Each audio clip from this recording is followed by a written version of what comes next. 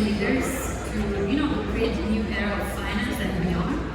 And his insights and expertise actually helped shape the Avalanche into one of the most promising platforms in the space. So please join me in welcoming the man who needs no introduction, Mr. Emin Gun Sirer.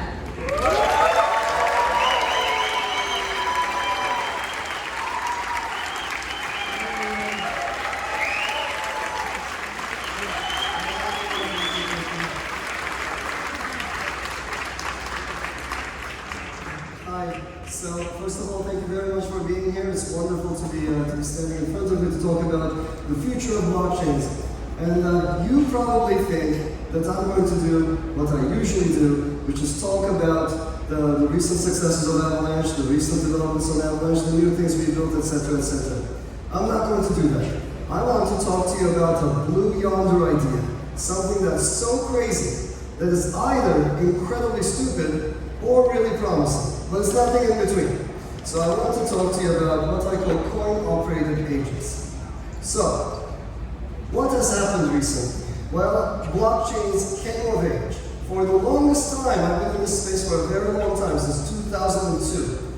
And I was there before the white paper, I was there after the white paper looking at its strengths, and then I've been in this business for a very long time. People talked and talked and talked about scaling blockchains, how to make them faster, how to scale them horizontally. And Avalanche addressed those needs.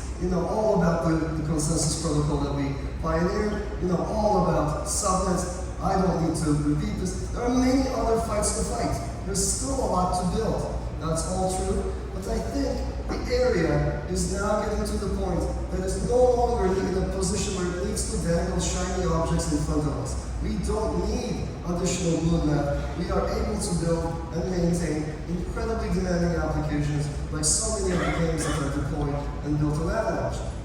So, that's wonderful. So that's what kind of led me to look around a little bit to see what's happening. When I was a professor, I used to do this too.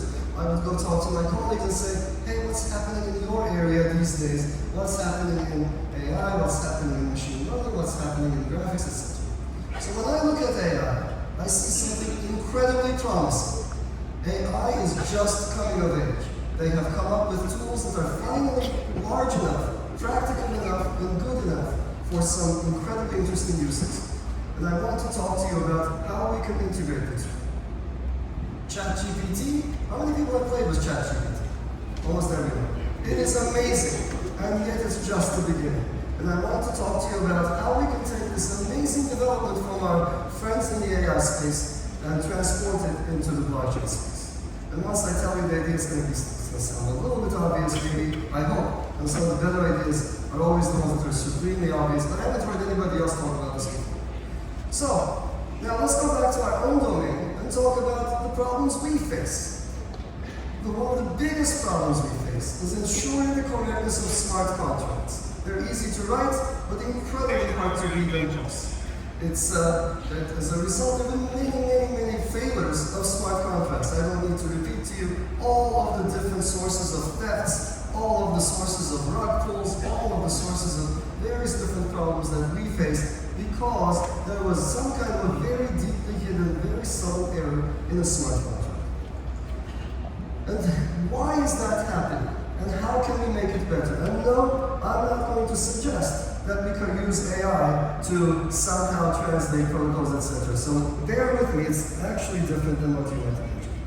So let's actually go back to the first principles and just sort of think about what's really going on when we deal with a smart contract. At the highest level, whenever we interact with a contract, there is this notion of intent. There's some idea in the back of my head that a lending platform like Aave does a certain thing. What does it do? Well, it's something like a lending platform is a smart contract into which liquidity providers pool their money, from which people take out over-collateralized debt, which is then liquidated, right? So something like that. So that's the level of my human understanding. If I had to explain it to you, I would explain it that I tried to make it fit in a single sentence, it got complicated. But that would be my human level understanding of what this thing is supposed to do. So that's that. So when I read a web page about a lending platform, that's usually what they say as well. That's how it's advertised. That's how it's marketed. There is this notion of intent. Then there is the actual smart contract. And the smart contract is actually written in a very different language. It's not at all in these human terms. Typically it's solidity, and typically it's very, very detailed. And it's like, well, if you do this, then there's here are the different variables, here are how the variables are accounted, here are the outcalls from the contract, here's why it's not subject to reentrancy, etc., etc. This is very, very, very detailed, very complicated, very nuanced. And it's at that level of the solidity contract, what we call the code level, that the code is audited. Right? You need to send it to an auditor. Auditor takes your money. Some of them just rubber stamp, some of them read it deeply, some of them apply tools, etc. They try to check if the code matches the intent. And then, what else happens? Well, then we put this thing through a compiler, and we get the machine code. And the machine code, we almost never check. Very, very few people check the machine code. Nobody audits the machine code. We assume that the compiler tools are correct. We assume that the bytecode that they produce accurately reflects the solidity programs that was initially inputted into the compiler. So this is sort of the setup that we have. And we were sitting around thinking about fun things to do with Avalanche. And one of the things that sort of appeared to us immediately was, well, look, this process could be so much better. And once we understand from first principles where the errors arise, then it's fairly straightforward to fix them. Where are the errors arising? They're arising from the differences between the layers. The layers breed errors. The intent doesn't match the code doesn't match the bytecode doesn't actually get to do what the user wants them to do. That's typically the problem. So the DAO hack, in which I played a role, we kind of looked into the program, and in our understanding of what it should do, did not match what was written in the code. That's why I wrote that paper that said a call for a moratorium on the DAO. I couldn't have been any clearer about what I thought about that. And yet nobody stopped. The DAO could not be stopped. And then the rest is history. It was hacked exactly as we suggested that it would. The parenting wall attack. There was a mismatch between the intent and the code. And once somebody takes advantage of it, it's very hard to appeal to a higher authority. So yes, obviously nobody wanted the parenting wallet to be hacked. Obviously nobody wanted that money gone. But yet it happened. And now who do you appeal to? There is no common sense. There is no one to whom you can go, this was meant to be a wallet. It was meant to not authorize funds to be moved unless the originator told it so. It never meant to lose the funds it was holding. Nobody should have suicided that contract. And on and on and on. You've seen all of these, the underflow errors, etc. You've seen this at different layers in software systems.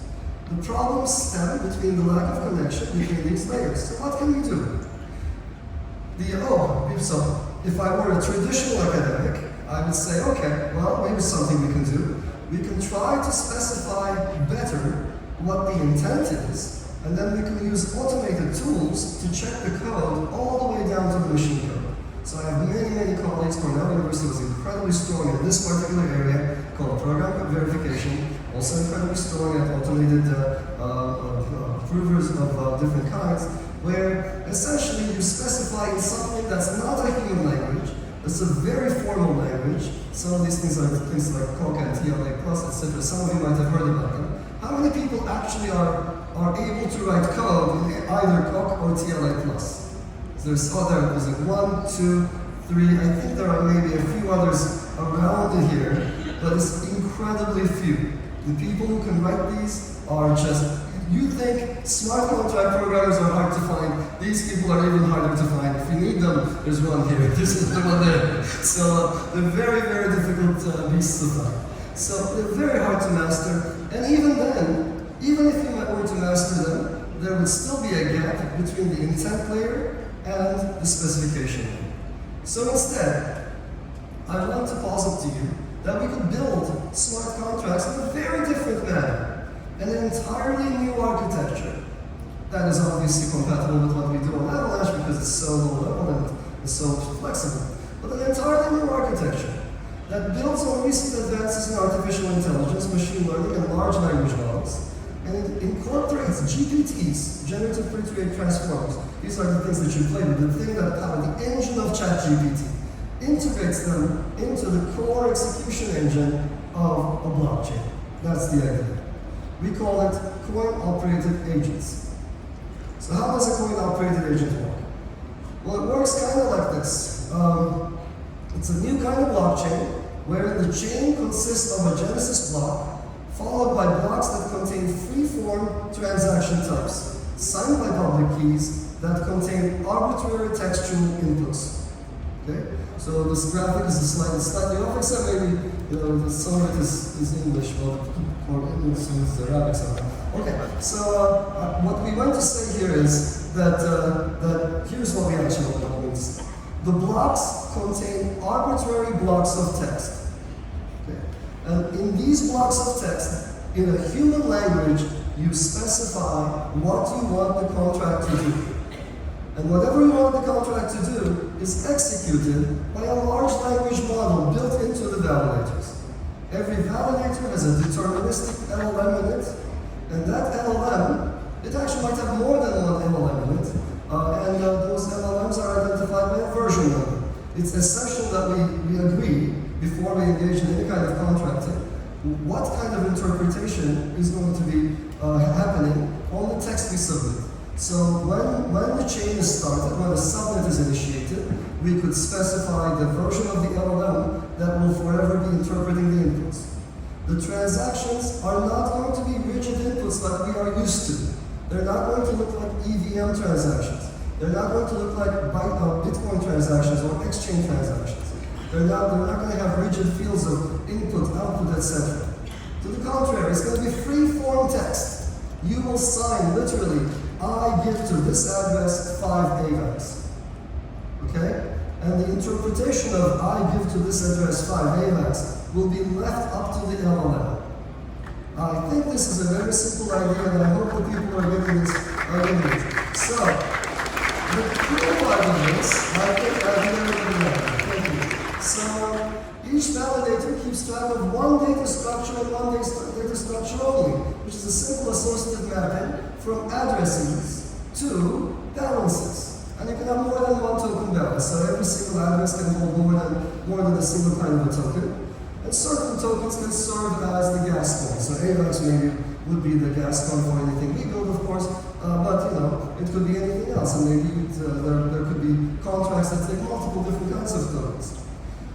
As I said, the transactions contain free-form text. The free-form text could be in any language. It could be English, that would be great because I speak it, but it could be any other language. That's what the previous picture was supposed to show. So, for example, you can say, this transaction starts a chess game, subject to standard chess rules, where Magnus plays the white pieces, and the winner will take the pot of $1 million. You need not specify in Solidity all of the chess moves. Are you with me on this? I think this is the amazing part. The amazing part is, by context that has been built into the LLM, the common sense required for executing this contract has already been absorbed. In the same way that if I were to play chess with you, I wouldn't have to define the rules of chess with you. I can just assume that as a regular human being, you understand the rules. We now have a common basis for everything that follows. And now using an LLM, those matrices that have been built during the training period embody the knowledge that's required to execute the contract forever after. Now you could do different things. You could say, you could write, currently, for example, this is actually kind of hard to do. If you were raising some funding for a movie, I can send you some money, no problem, on any kind of a blockchain.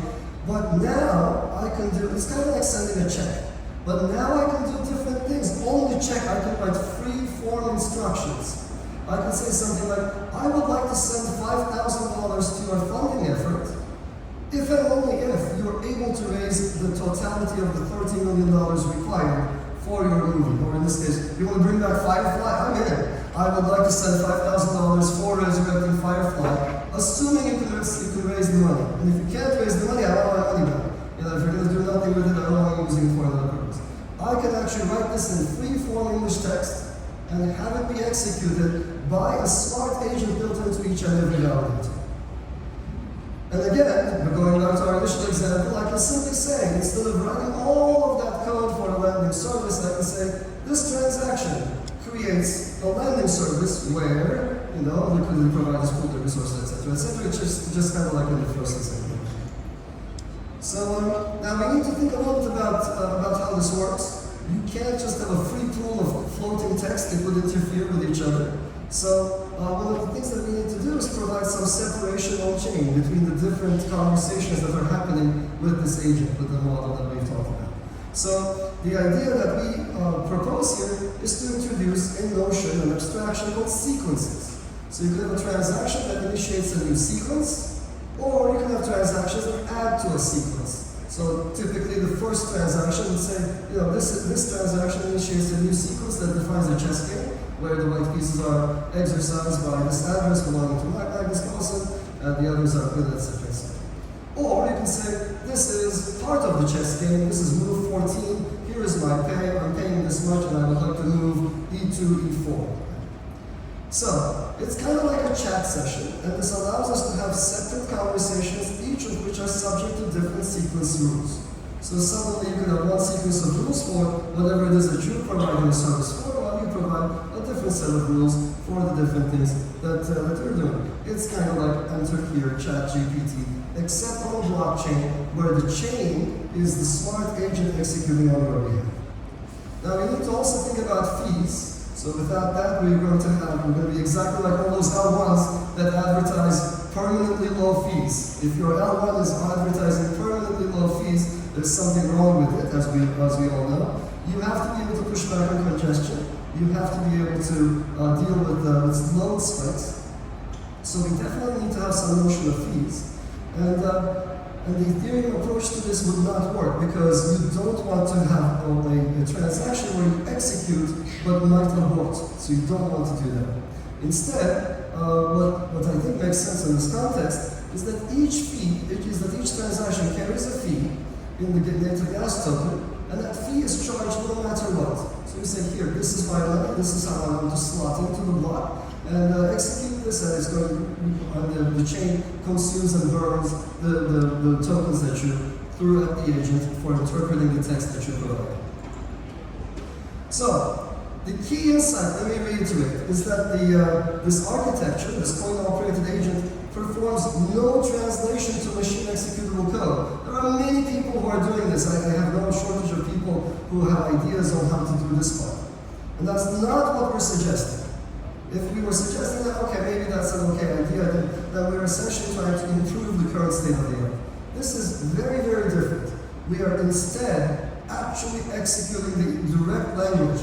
And we can have sequences that start out in English, and somebody interacts with it in Hebrew, somebody interacts with it in Italian, in Spanish, etc. And the explorers, I'm not sure how they're going to pan out. Right? They might be very hard to interpret, and we might need translators built into that for the reader. But it is exactly human language that powers this channel. No bytecode whatsoever. No translation into any machine executable thing. We will get efficiencies, but they will not come from that translation into bytecode. And most interestingly, this takes away one of the key requirements of any effort in this space, which is no programmers are necessary. Or vice versa, the other way to put this is, all of us who can speak a language are now programmers. That's a little scary. This is why I said this is either a crazy idea or a totally worthless idea or a great idea. So it's that so we all get to write program specifications in our native languages. So this, I think, is really, really interesting. It's exactly like having a smart trust executor, a smart agent, someone who is, who's been bred and has consumed all human knowledge available in digital form. Someone whose common sense we can appeal to. You can assume that they understand a fair deal. So make sure this transaction is fair. You could actually say that. And it would have to then think about what that means. Then the income would have to be divided somewhat equally. Right? That's what we all define. Oh, by the way, this is something that I learned in my days as a professor.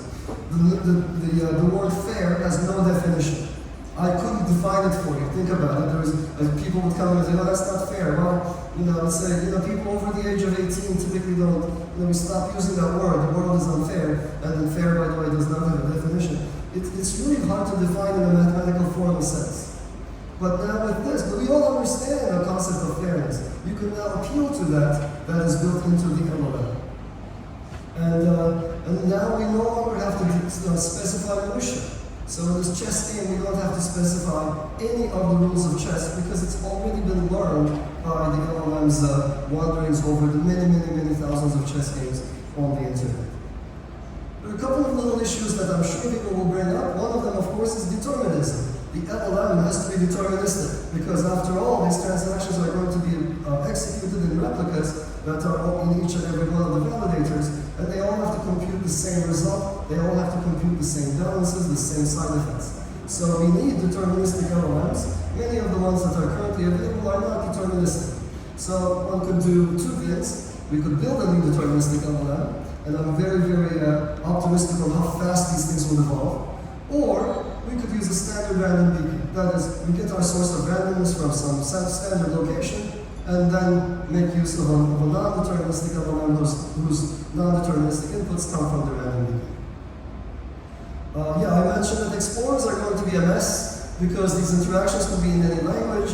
But if you want, you could restrict the sequence in any way you like. Right? You could do something like from this sequence, this transaction starts a sequence that only accepts inputs in English, and then whatever else it does. And now the rest of all of the transactions now have to be in English, and now we can all understand that very easily. The big question, I'm sure, I hope, that is on your minds is this even a good idea? And I think you should be asking this, because I find myself asking this question all the time about this idea. It will make smart contract programming much more accessible. We all get to be programmers. So nobody should ever come to me and say, I have a good idea, but I don't have a solidly programming. You have a good idea, write it out. Write it out with enough detail that you can execute with an LLM. Users will have to have full clarity, will end up having full clarity about the intent of a smart contract. It's in English. You don't need to look at the semicolons, the breaks, the nesting, and so forth to understand how it behaves. It's written out for you. Now, we will see how that behaves, of course. It might be so complicated and so full of fine print that it might be kind of crazy. But nevertheless, it's a language that we all speak. The only caveat, and that's the big caveat, is that specifying contracts in a human language is remarkably difficult. There will be many spectacular failures. Billions will be lost, and I say this with a smile on my face, even as I'm excited about this idea. I know that it will lead to catastrophic failures as well, and I hope that we will fight to come up with some standard sequence patterns that will avoid them. So when we were tossing around this idea, one of the things that came up was, you start a contract.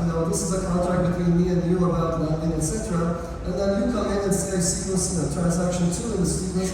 Now the contract behaves kind of like my grandmother, and now the word fair has an entirely different meaning ever after that point. Right? So you've seen all of these ChatGPT hacks where people escape the environment. They ended up having ChatGPT do really funny things, and so all of those will apply in this context with value attached. So we will all have to learn if we go down this route, and I tell you all about what we're about to do. But we will all have to figure out the very different ways of specifying things in a manner so tight as to leave no room for those kinds of behaviors. So, I want to leave you with this white blue yonder idea. I do believe that this LLM-based subnet is an experiment that we simply cannot afford to not perform. That is to say, it's so exciting, so interesting, at least to techies, that I'm really looking forward to exploring this. The upside is reaching the next 5 billion users or 7 billion users. It's not going to happen with incremental changes to Solidity. It's not going to happen with moon math that comes down to pi. It's not going to happen with ZK this and that. It's going to happen by rethinking everything from the ground up, as we did with everything we did at Avalanche. We did it with the consensus layer, we did it with the bridges, we did it with everything else, and now we're bringing that same sensibility, that same approach to the specification of transactions themselves. The ability to avoid smart contract programming and audits and so on and so forth is going to be really interesting. and the ability to onboard billions of new users who use their native language to transact, their native language to execute things on a chain will be invaluable. So with that, all I have to say, I think, is that the future is taking shape on Avalanche, and this is a new project on which we've done very little, and whose development we plan to do out in the open. And I invite all of you to help me and the various different people who are interested in this idea to collaborate in building this future. Thank you very much.